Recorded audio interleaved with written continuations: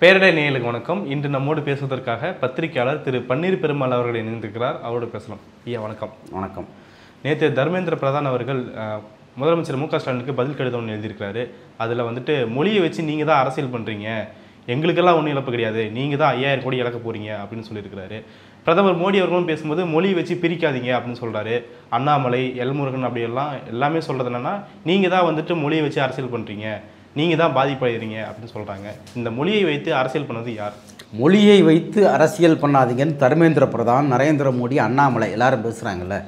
மொழியை கொண்டு திணிக்கிற அரசியலை நீங்கள் பண்ணுறதுனால தான் அந்த திணிப்புக்கு எதிராக நம்ம அந்த அரசியல் பண்ண வேண்டியது இருக்குது. 1925 இந்தியின் ரகசியம்னு பெரியார் ஒரு கட்டுரை எழுதுகிறார். இந்தி ஏன் இந்தியாவில் பிற மாநிலங்களின் மீது திணிக்கப்படுகிறது அப்படின்னு. 1938 பெரியார் தெள்ள தெளிவாக எழுதுகிறார். என்னன்னு எழுதுகிறாருன்னா, ஒரு மொழி பேசக்கூடிய மக்களின் மீது இன்னொரு மொழி அதிகாரத்தின் வழியாக திணிக்கப்படுகிறது என்றால், அந்த இன்னொரு மொழி பேசக்கூடிய அந்த திணிக்கக்கூடியவங்களுக்கு நீங்கள்லாம் எங்களுக்கு அடிமை அப்படிங்கிறத உணர்த்துறதுக்காக தான் அந்த மொழியை திணிக்கிறாங்க அப்படின்னு 1938 பெரியார் சொல்கிறார். அப்போ 1925 பேசி 38 பேசி தொடர்ச்சியாக இந்தியை தமிழர்களின் மீது, இந்தியாவில் இந்தி பேசாத மாநிலங்களின் மீதும் அதிகார வர்க்கமாக இருந்து கொண்டு திணிக்கிற அரசியலை நீங்கள் தொடர்ந்து செய்கிறதுனால தான் இந்த எதிர்ப்பு அரசியல் பண்ண வேண்டியது இருக்குது. கல்வியை மொழி அரசியல் பேசி கெடுக்காதீங்க அப்படின்னு தர்மேந்திர பிரதான், அண்ணாமலைலாம் பேசுகிறாங்க. இங்கே ஒரு கல்வி முறை இருக்குது, இந்த கல்வி முறை நல்லாவும் இருக்குது. இதில் தேவையில்லாமல் ஒரு மொழியை கொண்டு திணிக்கிற அரசியலை பண்ணி தமிழ்நாட்டுடைய பள்ளிக்கல்வித்துறைக்கு கொடுக்க வேண்டிய நிதியை நிறுத்துறது யார்? ஒரு மொழியை காரணமாக வைத்து, இந்தி அப்படிங்கிற அந்த மொழியை காரணமாக வைத்து தமிழ்நாட்டுக்கு கொடுக்கக்கூடிய அந்த மும்மொழி, இந்தினா இந்தி மட்டும்தான் நாங்கள் பேச சொல்கிறோமா அவங்க அடுத்து கேட்பாங்க. எங்கள் இந்த மும்மொழி கொள்கை அப்படிங்கிற பேரில் இந்த மொழிக் கொள்கையின் அடிப்படையில் பள்ளிக்கல்வித்துறைக்கு கொடுக்கக்கூடிய நிதியை நீங்கள் தான் நிறுத்துறீங்க. அப்போ அரசியலை நீங்கள் தான் ஆரம்பிக்கிறீங்க. எங்கள் மீது வலுக்கட்டாயமாக ஒரு மொழியை திணிப்பதை வழியாக பள்ளிக்கல்வித்துறைக்குள்ள அரசியல் செய்ய ஆரம்பித்தது பாஜக, தர்மேந்திர பிரதான், நரேந்திர மோடி. நாங்கள் இதை ஏற்றுக்க முடியாது, ஆனால் எங்களுக்குள்ள நிதியை கொடுங்க அப்படின்னு கேட்குறது எப்படி அரசியல் செய்வதாக மாறும்? மூணாவது ஒன்று எக்ஸ்ட்ரா கற்றுக்கிட்டு போங்களேன், என்ன பிரச்சனைன்றாங்கல்ல. அதாவது மூணாவதாக ஒன்று எக்ஸ்ட்ரா கற்றுக்க பிரச்சனையே இல்லை. தமிழ்நாட்டில் நான் முதல்வன் திட்டம்னு ஒரு திட்டம் இருக்குது. அந்த திட்டத்தில் தமிழ்நாட்டு மாணவர்கள் ஃப்ரெஞ்சு கற்றுக்குறாங்க, தமிழ்நாட்டு மாணவர்கள் ஜெர்மன் கற்றுக்குறாங்க. ஏன் கற்றுக்குறாங்க அப்படின்னா, தமிழ்நாட்டு மாணவர்கள் நான் முதல்வன் திட்டத்தில் ஜெர்மன் கற்றுக்கிட்டு ஜெர்மனுக்கு போய் வேலை செய்கிறாங்க. எங்கே? கல்லூரி கல்வியை முடித்து, பொறியியல் கல்வியோ இன்னொரு தொழில்நுட்ப கல்வியோ ஏதோ ஒரு உயர்கல்வியை முடித்து கூடுதலாக ஜெர்மன் மொழியை கற்றுக்கொண்டு அவர்கள் ஜெர்மனுக்கு வேலைக்கு போகிறாங்க. ஜெர்மன் அதெல்லாம் நாங்கள் பல்வேறு முறை செய்தியாக வந்திருக்கு. அதே மாதிரி ஃப்ரெஞ்சு கற்றுக்குறாங்க. கற்றுக்கிட்டு ஃப்ரான்ஸுக்கும் கனடாவுக்கும் இப்படி பல மாநிலங்களுக்கு, பல நாடுகளுக்கு வேலைக்கு போகிறாங்க. மூணாவது மொழியை கற்றுக்கொள்வது இங்கே பிரச்சனையே கிடையாது. தமிழ்நாட்டில் இந்தி பிரச்சார சபா இருக்குது, தேவைப்படுறவங்க போய் இந்தி கற்றுக்குறாங்க. தமிழ்நாட்டிலிருந்து ஆயிரக்கணக்கான மக்கள் மகாராஷ்டிராவுக்கு போனாங்க, வேலைக்கு போனாங்க. அங்கே போய் அவங்க மராட்டியும் கற்றுக்கிட்டாங்க, இந்தியும் கற்றுக்கிட்டாங்க.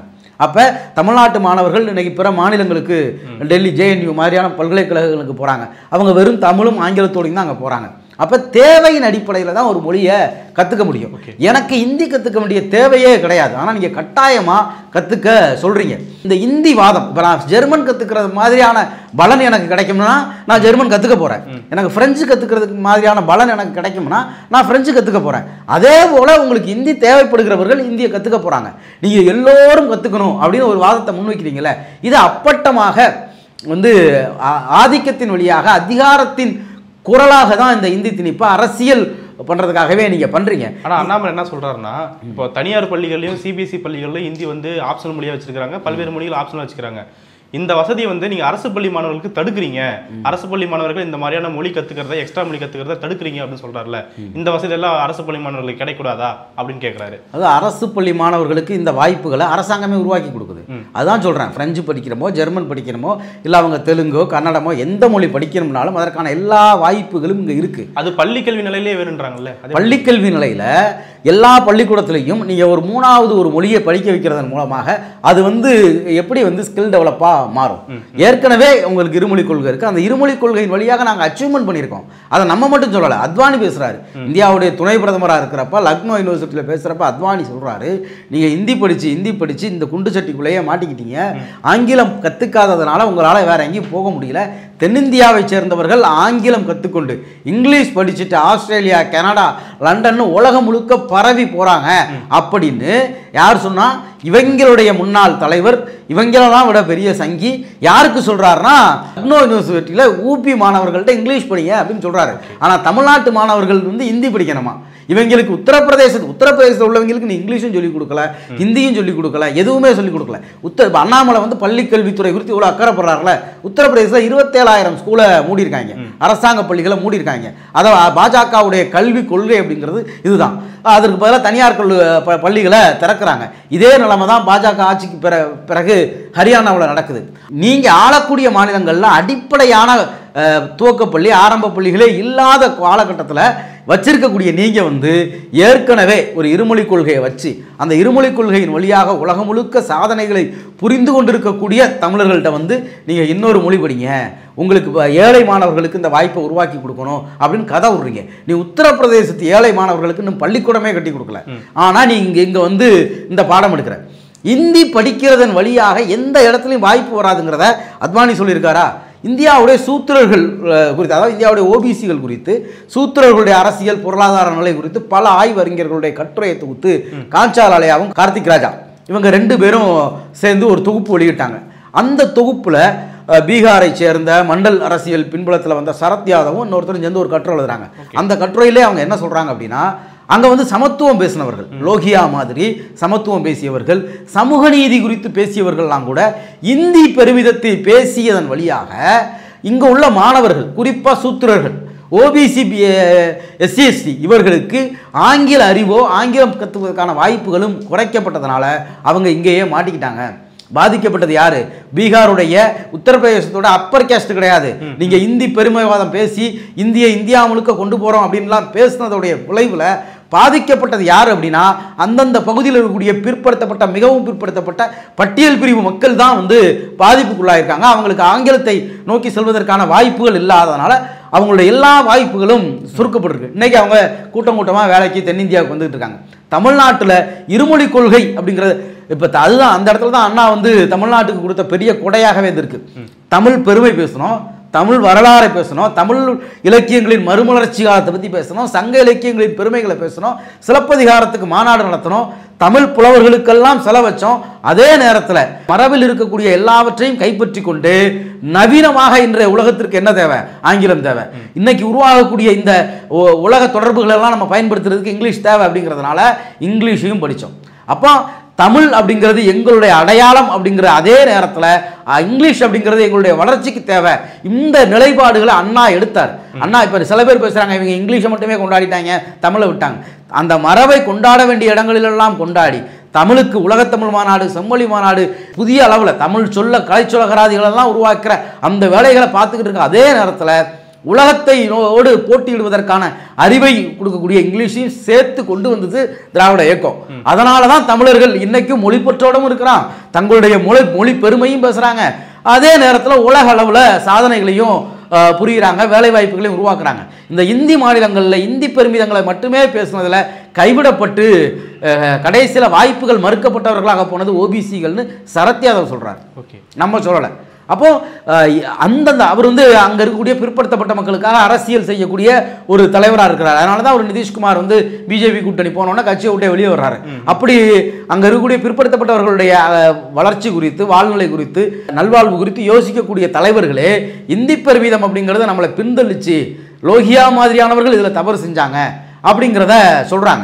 லக்னோ யூனிவர்சிட்டியில் அத்வானி பேசியிருக்காரு. அப்போ உங்களுடைய பகுதிகளிலேயே நீங்கள் பேசின இந்த இந்தி பெரும்பான்மைவாதமும் இந்தியா முழுக்க கொண்டு போனதும் அப்படிங்கிறது அந்த நிலப்பரப்பில் இருக்கக்கூடிய சாதாரண ஏழைகளை, பிற்படுத்தப்பட்ட மக்களை பின்தள்ளி இருக்கு. ஆனால் அதை கொண்டு வந்து எங்கள் தலையில் கட்டி மும்மொழி இது வந்து புதிய வாய்ப்புகளை ஏற்படுத்தும் அப்படின்லாம் கதை விடுறதுக்குல இந்த கதையை வந்து எங்கள் காதில் சுத்தாதீங்க. அண்ணாமலையே ஒரு பேட்டியில் சொல்கிறார், உத்தரப்பிரதேசத்தில் உள்ளவங்க மும்மொழி படித்தாங்கன்னு உங்களுக்கு தெரியுமா, 3 மொழி படித்தாங்கன்னு உங்களுக்கு தெரியுமா அப்படின்னு. படிக்கல, அப்புறம் எங்களை மட்டும் இது பிடிக்க சொல்கிறார். அதில் தான் இப்போ நேற்று எல்முருகன் அவர்கள் பேட்டி கொடுக்கும்போது வந்து என்ன சொல்கிறாருன்னா, உனக்கு இங்கிலீஷ் தெரியுமா, உனக்கு இங்கிலீஷ் தெரியுமான்னு சொல்லிட்டு ஒவ்வொருத்தர கை காட்டி நீங்க இங்கிலீஷ் முழுசா பேசுவீங்களான்னு சொல்லிட்டு இருமொழி கொள்கையால நீங்க என்ன பலன் பெற்றீங்க அப்படிங்கிற வகையில கேள்வி கேட்கிறாரு. இன்னொரு பக்கம் பார்க்கும்போது அண்ணாமலை வந்து இந்தி கட்டாயம் இல்லைன்னு சொல்றாரு, இன்னொரு பக்கம் இந்தி கத்துக்கிட்டா என்ன, மூணாவது மொழி கத்துக்கிட்டா என்னன்னு பேசுறாரு.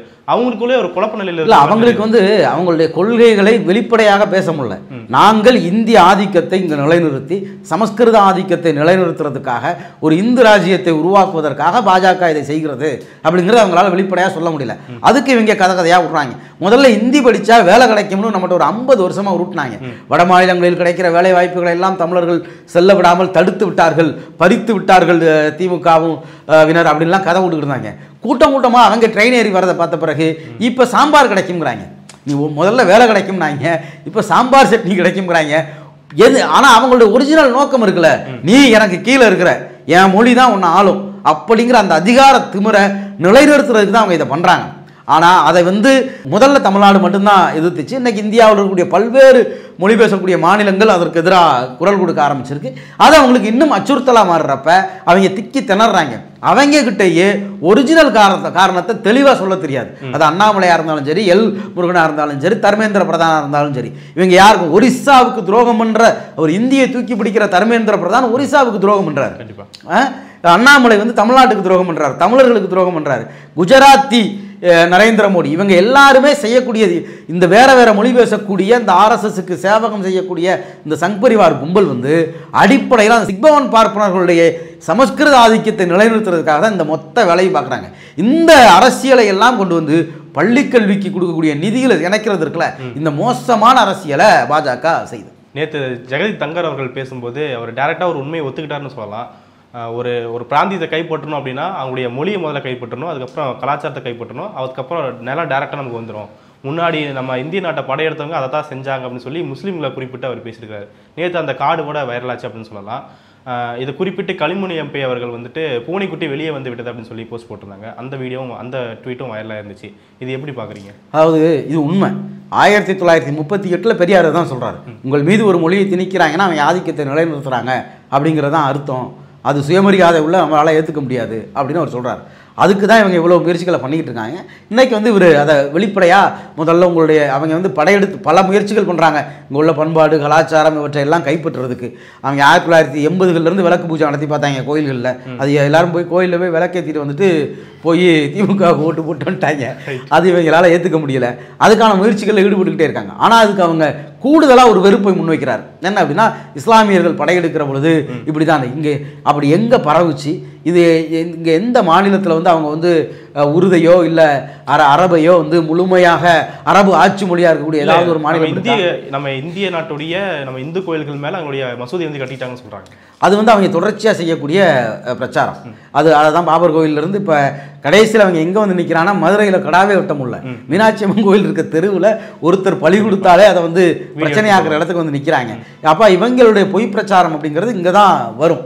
இந்த இடங்களில் மீண்டும் மீண்டும் இவங்க சொல்லக்கூடியது அப்படி கலாச்சாரங்களாக இவங்க பாபர் மசூதி இடிப்புக்கு பிறகு ஒவ்வொரு மசூதியாக தோண்டி தோண்டி கீழே என்ன இருக்குது அப்படின்னு பார்த்துக்கிட்டு இருக்கப்போ கூட இவங்களால ஒரு ஞானபாபி ஒரு திருப்பரங்குன்றம்னா அங்கே ஒன்று இங்கே ஒன்று தான் இவங்க இவ்வளவு மெனக்கட்டே கண்டுபிடிக்க முடியுது. ஆனால் அதை ஒரு பிம்பமாக உருவாக்குறாங்க. கோயில்களுக்கு மேலே தான் மசூதிகள் கட்டப்பட்டு தான் இவங்களை பொறுத்த வரைக்கும் மசூதி இருக்கிற இடத்துக்கு கீழெல்லாம் பூமிக்கு கீழே ஒரு கோயில் இருக்கிறதா நிறுவ வேண்டிய நெருக்கடிக்குள்ளே இருக்கிறாங்க. அப்போ ஒரு மொழியுரிமை போராட்டம் நடக்கிற பொழுது கூட இவங்க இதில் இன்னொரு வெறுப்பு பிரச்சாரத்தை வந்து முன்வைக்கிறத இவங்களுடைய வழக்கமாகவே வச்சுருக்காங்க. அப்போ ஒரு இஸ்லாமியர்களை எதிரிகளாக காமிச்சு இங்கே இருக்கக்கூடிய பிறமொழி இந்தி பேசாத மாநிலங்களைச் சேர்ந்தவர்களை எல்லாம் இந்துக்களாக அணி திரட்டி இந்தியை ஏற்றுக்க வைக்கலாமா அப்படின்லாம் அவங்க பார்க்குறாங்க. அதுக்கான வாய்ப்புகள் எதுவுமே இல்லை அப்படிங்கிறது இந்த தமிழ்நாட்டுடைய வரலாறு இந்தியாவுடைய வரலாறுலேயே இருக்குது. இப்போது தர்மேந்திர பிரதான் அவர்கள் சொல்லும்போது முதலமைச்சர் அவர்கள் எழுதிய கடிதத்தில் கற்பனையான கவலைகள் தான் இருக்குது அப்படின்னு சொல்கிறாரு. இன்னொரு பக்கம் மும்மொழி கொள்கை தான் இந்தியாவோட முதுகெலும்பு அப்படின்னு சொல்கிறாரு. இது எப்படி புரிஞ்சுக்கிறது? மும்மொழி கொள்கை இந்தியாவுடைய முதுகெலும்பு அப்படின்னா மும்மொழி கொள்கையை ஏற்றுக்கொள்ளாத மாநிலங்கள் எப்படி வளர்ச்சி அடைஞ்சிருக்கு? இந்தியாவுடைய பொருளாதாரமாக இருக்கலாம், கல்வியாக இருக்கலாம், சுகாதாரமாக இருக்கலாம், இதில் எல்லாவற்றிலும் இந்த தமிழ்நாடு வளர்ந்துருக்கு. மும்மொழி கொள்கை இந்தியாவின் முதுகெலும்பு அப்படின்னு இவங்க மீண்டும் மீண்டும் சொல்லக்கூடிய இடம் எது அப்படின்னா, இவர்களை பொறுத்த வரைக்கும் அந்த மூணாவது மொழி அப்படின்னு இவங்க சொல்கிற அந்த இந்தி சமஸ்கிருதத்தை இந்தியாவை இணைப்பதற்கான இவங்களுடைய அகண்ட பாரதத்திற்கு ஒரு பொதுமொழி தேவைப்படுது. அதை இப்போ நாம இன்னைக்கு வரைக்கும் நம்ம பள்ளிக்கூடத்தில் படிச்சதுலேருந்து வேற்றுமையில் ஒற்றுமை தான் இந்தியா நம்ம பாடணும். இவங்க ஒரே ஒற்றுமை, ஒரே மொழி, ஒரே ஆதிக்கம். அதனால தான் இவங்க வந்து தமிழுக்கு ஒதுக்கக்கூடிய நிதியும் சமஸ்கிருதத்துக்கு ஒதுக்கக்கூடிய நிதியிலையும் இவ்வளவு வேறுபாடு காட்டுறாங்க. தமிழ் மீது இவ்வளவு அக்கறை உடையவர்கள் இவ்வளவு பெரிய வேறுபாடுகளை காமிக்கிறாங்க. அப்போ இவங்களுடைய நோக்கம் சமஸ்கிருதம், சரஸ்வதி நாகரிகம், இந்த ஆதிக்கத்தை நிலைநிறுத்துறது. அது வந்து கற்பனையான பயம் கிடையாது. நீங்க வந்து இன்னைக்கு தமிழ் சினிமா இண்டஸ்ட்ரின்னு ஒன்று இருக்கு, தெலுங்கு சினிமா இண்டஸ்ட்ரின்னு ஒன்று இருக்கு, மராட்டிய சினிமா இண்டஸ்ட்ரி எங்க இருக்கு? இல்லை, அங்கே அது முழுக்கவே வந்து அந்த பாலிவுட்டுங்கிற இதுக்கு கீழே ஒரு ஒரு ஒரு ஒரு ஒரு துறையே அங்கே இல்லாமல் போகுதா? இப்படி பல வழிகளில் வந்து ஒரு மொழி வந்து இன்னொரு மொழி மீது ஆதிக்கம் செலுத்துகிறப்ப நடக்கும். இப்போ இந்த உத்தரப்பிரதேசத்தில், பீகாரில் அங்கேருந்து மைத்திலி பேசினவங்க, அவங்க வரலாறு, அவங்க பண்பாடு, அவங்க கலாச்சாரம், அவங்களுக்குன்னு ஒரு ஒரு திரைத்துறை, ஒரு இலக்கியத்துறை எதுவுமே இல்லாமல் மாற்றுறாங்கல்ல. அப்போ ஒரு பொது மொழியை நீங்கள் திணித்து வரலாறை மாற்றி மாற்றி எழுதுகிற பொழுது அது இங்கே வரலாற்றில் நிகழ்ந்திருக்கு. அது நிகழ்ந்த அதை தான் நாம் வந்து இங்கே நிகழ விடாமல் தடுக்கிறோம். ரெண்டாவது, இது நமக்கு தேவையே இல்லாமல் உனக்கு உன் சமஸ்கிருதத்தை என் மீது ஆதிக்கம் செலுத்துறதுக்காக நான் எங்கள் ஊரில் இருக்கக்கூடிய குழந்தைங்க எல்லாரும் இன்னொரு மொழியை கற்றுக்கணும் அப்படின்னு நினைக்கிறீங்களே. நீ உத்தரப்பிரதேசத்துக்கும் பீகாருக்கும் மத்திய பிரதேசத்துக்கும் இன்னும் 2 மொழியே கற்றுக் கொடுக்கல, ஒரு மொழியவே ஒழுங்காக கற்றுக் கொடுத்துருக்கீங்களான்னு நமக்கு தெரியலை. அப்போ இப்படியான காலகட்டத்தில் இது வந்து ஒரு போலியான கவலை அப்படின்னு அவங்க எப்படி சொல்ல முடியும்? இந்த பிரச்சனையை ஒட்டி ஒரு மீம் பார்க்க முடிஞ்சது. மும்மொழி கொள்கையை கற்றுக்கணும்னு சொல்லி உங்களோட முன்மொழி என்னன்னு கேட்கும்போது ஹிந்தின்னு போட்டுருந்தாங்க. அதுதான் வட மாநிலங்களும் நிலையா இருக்குதா? ஆமாம், அவங்கள பொறுத்த வரைக்கும் அவங்கள தான் நம்ம பார்க்குறோமே, தினந்தோறும் பார்க்குறோம். எனக்கு தெரிஞ்சு இப்போ தமிழ்நாட்டுக்கு, கேரளாவுக்கு, ஆந்திராவுக்கு, தெலுங்கானாவுக்கு வேலைக்கு வந்த வட மாநில வடமேற்கு இந்திய தொழிலாளர்கள் இருக்காங்கல்ல, அவங்களுக்கு 2 மொழி தெரிஞ்சிருக்க வாய்ப்பு இருக்குது. இப்போ தமிழ்நாட்டுக்கும் நிறைய பேர் வந்திருக்காங்க, அவங்க தமிழ் பேசுகிறதையும் நம்ம பார்க்குறோம். அவங்கெல்லாம் உட்காந்து ஒப்புதல் வாக்குமூலம் கொடுக்குறாங்க. இந்த ஊரில் மருத்துவமனைக்கு போனால் எங்களுக்கு ஃப்ரீயாக ட்ரீட்மெண்ட் பார்க்கணும், இதெல்லாமே சொல்கிறாங்க. ஆனால் எங்கள் ஊரில் இது இருக்காது அப்படிங்கிறாங்க. அப்போ உங்கள் மாநிலத்துடைய மக்களே இங்கே வந்து இந்த சமூகத்தோடு இணைஞ்சு இங்கே வேலை செய்கிறப்ப அதை விட இது நல்லா இருக்குது அப்படின்னு நினைக்கிறாங்க. அப்படி நினைக்கக்கூடிய இடத்துல நீங்கள் எங்களை வந்து ஆதிக்கம் செலுத்தி எங்களை உங்கள் இடத்துக்கு இழுக்காதீங்க அப்படிங்கிறத நம்ம திரும்ப திரும்ப சொல்ல வேண்டியது இருக்குது. ஓகே, கடைசியாக உங்களுக்கு தான்ப்பா நஷ்டம், நாங்களாம் ஃப்ரீயாக தான் இருக்கோம், நீங்கள் தான் 5000 கோடி இழக்கிறீங்க அப்படின்னு சொல்கிற வாதத்தை எப்படி பார்க்குறீங்க? இல்லை, இந்த 5000 கோடி இழக்க போகிறீங்க அப்படின்னு சொல்கிறாருல, நீ இது எவ்வளோ பெரிய அயோக்கியத்தனம். எனக்கு ஒரு பள்ளிக்கல்வித்துறை இருக்குது, எங்களுக்கு ஒரு நகராட்சி துறை இருக்குது, எங்களுக்கு ஒரு வேளாண்மை துறை இருக்குது. இது எல்லாமே எங்கே வருது அப்படின்னா இந்த சிஎஸ்எஸ்ங்கிற போங்காட்டத்தில் வருது, சென்ட்ரலி ஸ்பான்சர் ஸ்கீம். அது 60% ஒன்றிய அரசாங்கம், 40% மாநில அரசாங்கம். அது முதல் ஆண்டு. ஒவ்வொரு ஆண்டுலையும் மாநில அரசாங்கத்துடைய பங்கு கூட்டிகிட்டே போய் ஒன்றிய அரசாங்கத்துடைய பங்கு குறைய போகுது. 4 ஆண்டுகளில் முழுக்க அது மாநில அரசாங்கத்துடைய திட்டமாகவும் மாறப்போகுது. இதுக்கு நீ சென்ட்ரலி ஸ்பான்சர் ஸ்கீம்னு பேர் வச்சதே தப்பு, ஒன்றிய நிதியளிப்பு திட்டம்னு பேர் வச்சதே தப்பு. அதுக்கு பிறகு அதுக்கு நீ கண்டிஷன்ஸ் வைக்கிற, தூய்மை இந்தியா திட்டமா அதை வாங்கணும்னா வரிய கூட்டு, அமிர்தா திட்டமா அது வாங்கணும்னா வரிய கூட்டு, இப்படி ஒவ்வொன்றுக்கும் பல கட்டுப்பாடுகளை போடுறீங்க.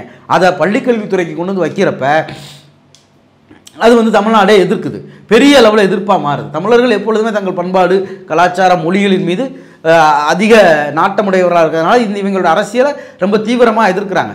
நாங்கள் கொடுக்குற வரிப்பணம், நான் கொடுக்குற வரிப்பணத்தை எங்களுக்கு திருப்பி கொடுக்க போகிறீங்க, அந்த திருப்பி கொடுக்குற பணத்தை நீ ஒரு திட்டத்தின் பேரில் கொடுக்குற, அந்த திட்டத்தின் பேரில் கொடுக்கறதுக்கு நீ கட்டுப்பாடுகள் விதிக்கிற.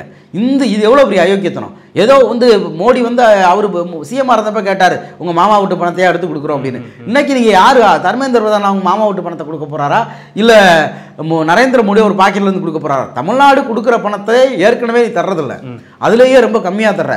ஆனால் தரக்கூடியதுக்கும் நீ வந்து கட்டுப்பாடுகள் போட்டு இதை செஞ்சாதான் நாங்கள் தருவோம் அப்படின்னு சொல்கிற அந்த ஆதிக்கம் இருக்குல்ல, இந்த இந்த இந்த திமிரை, இந்த ஆதிக்க திமிர் இருக்குல்ல, இதை தமிழ்நாடு கடந்த எல்லா காலங்களிலும் வீழ்த்தி இருக்கு, இந்த முறையும் வீழ்த்தும்.